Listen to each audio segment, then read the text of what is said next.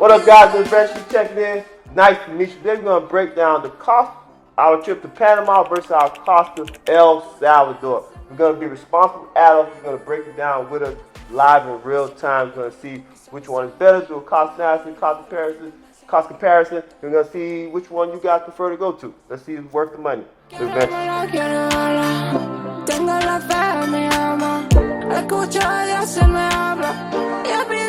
Alright guys, so first thing first, flights. Remember, you always want to start your trip off with your flight and then get into your Airbnb. So first thing first, you want to book your flight. So our Panama trip cost us $465. $465 round trip, right? Major airport to major airport. And our El Salvador trip was $489, right? So you see there's a difference there, right? So as we break things down, make sure you get everything out, do a cost comparison along with us. So $465 versus $489. But like we all talk about, we came in right under that $500 mark that we always want to be under. Let's talk Airbnbs, guys.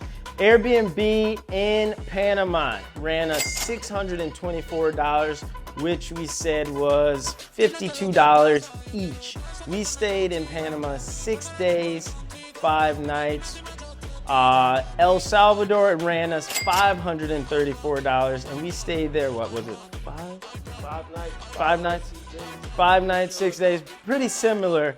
But I will say, Panama's Airbnbs, apartment, rentals, whatever it may be, the scenery is going to be a lot better. There are a lot more high rises. We've mentioned before, their economy here is the best in all of Central America, guys. So you're going to be able to stay in pretty unique places, pretty cool spaces with a beautiful view, skyline views for a lot cheaper prices. Now, I will say this about El Salvador though. El Salvador's cost of living is a lot lower as well. So your quality of the place may not be, you know, that standard as Panama, but you're still gonna stay in a very nice place. It's just not gonna have that crazy view because they don't have buildings, skyscrapers building up like Panama does. So guys, transportation, like we talked about, Ubers, it's gonna range right from as low as $2 all the way up to a whopping $20 getting to and from the airport. Currently, Panama, in total, we paid about $98 for transportation and moving around, moving and shaking. And also for El Salvador, we was at $87, right? So you can see both places, the cost of Uber and transportation is fairly cheap. It's very cheap, so no need to have a car, at least for both of these countries. All right, in Panama, as we've been saying, beating the dead horse, Panama is more expensive, guys. This is, again, the highest economy within Central America. So you should expect for prices to be a little bit higher comparatively to El Salvador. So on average, we're paying around $15 for breakfast, simple breakfasts, not anything spectacular, not anything crazy. I had empanadas and espresso every morning and a smoothie. He had pancakes, bacon. He didn't eat the bacon, I ate the bacon. But he had empanadas as well, a smoothie, and that ran us anywhere from $15 to $25. And then when you think about lunch, we eat light because we like to move quite a bit. So we'll spend anywhere from $25 to $35, and this is not each, this is just us. But we also like to do our happy hours, so you can tack on maybe another $20, $30. So we're looking at around $50, $60 for lunch, but that's because of the drinks. Again, I drink 5, 6, 7, 8, 9, 10, 11 drinks every time I go out. So that's gonna inflate that price a little bit, but if you're not a heavy drinker, that's gonna come way down. And then for dinner, guys, I mean, the dinner deals are still pretty good. The food here in Panama is really good, but you're gonna pay those standard prices that you pay in America. If you're gonna get a steak, you're gonna pay anywhere from $30 to $55+ for that steak. That steak's gonna be great, but just expect dinner is going to be similar prices to American prices, American standards. Drinks, however, are gonna be anywhere from $5 to $7 cheaper than your usual American priced drinks. Now, comparably to El Salvador, we spent $198 in the course of 5 days. Cheap, unbelievably cheap. I had a tomahawk. Keep in mind, if you do the fractions or the percentage, I had a $50 tomahawk steak, and that was a massive chunk of that money we spent combined together at this place. So, and I mean, we had a beach view. So the beach prices in El Salvador going to be way cheaper. The drinks, we're talking $3, $4 mojitos. Happy hour, there's still $3, $4 mojitos, 2 for 1. So you really are getting the best bang for your buck when it comes to food when you are in El Salvador.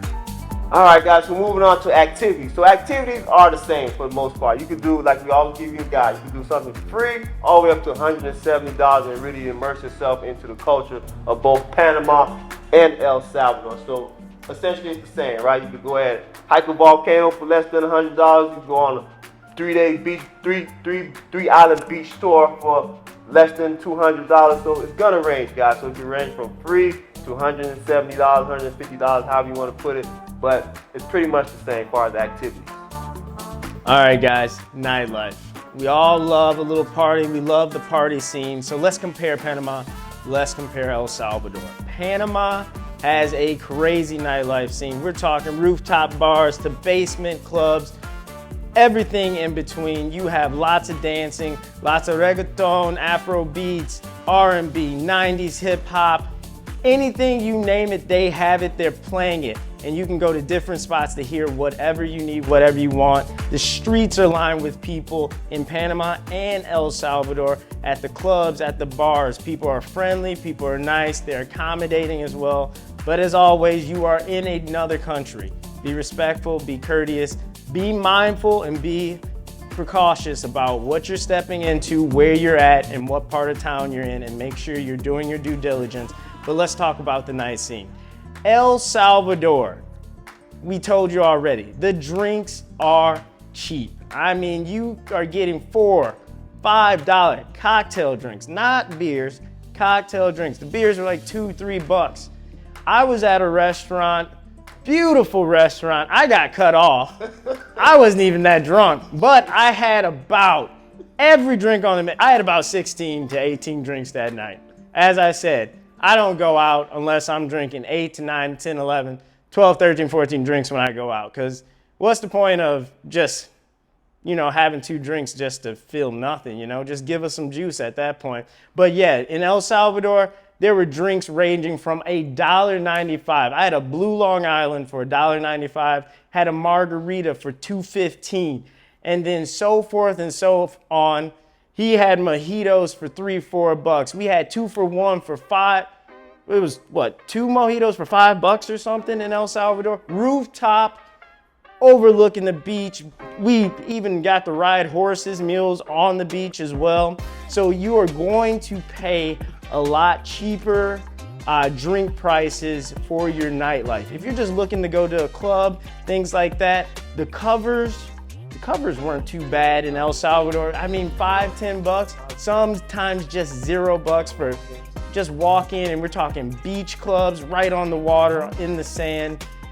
El Salvador, super cheap nightlife. Panama, we pay $10 a cover. Rooftops, no cover fees from the times we went and everything, but where you're gonna lose out on is the cost of drinks. Now, Panama, keep in mind, you're gonna pay those standard bar American prices, not the rooftop prices in New York, the $25 plus drinks. You're gonna pay $8 to $12 to $15 per cocktail. I had an Aperol Spritz for $8 the other night, so you can't beat that. Espresso Martini, $8. So when you look at prices like that, Panama obviously is a little more expensive, but you can't go wrong with either nightlife. You're gonna have your reggaeton, you're gonna have your Afro beats, you're going to have all of the types of music that you wanna listen to. You just have to find the spot you wanna go to. All right, most important factor, safety. And by far, both places had a great police presence, a great authority presence. At no point in time we feel any danger or any sense of we might be having to put these hands on someone, right? So just overall, waking up early in the morning, do my morning routine, we're staying up late at night, leaving the bars and the club, things of that nature. So at no point we felt any danger. So both places are gonna get a A+ or A for safety. All right, guys. So there you have it. Panama versus El Salvador. You decide. I honestly can't put my finger on it. You guys let us know in the comments below what you think. If you have any experience, anything to chime in, let us know in the comments section. Let's talk about it. Guys, as always, live adventurously. The world is